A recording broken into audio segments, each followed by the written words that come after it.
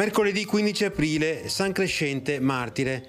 È il 105esimo giorno dall'inizio dell'anno, ne mancano 260 al termine. Il sole sorge alle 6:25 e tramonta alle 19:57. La luna si leva alle 5:22 e tramonta alle 17:42.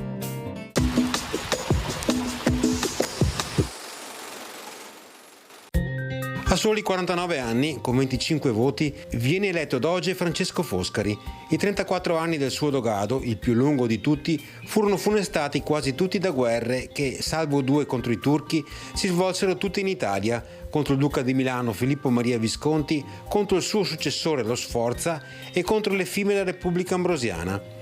Comunque i confini di Venezia dopo queste guerre arrivarono in Lombardia fino all'Adda, nel Friuli fino all'Isonzo e Ravenna fu annessa alla Repubblica.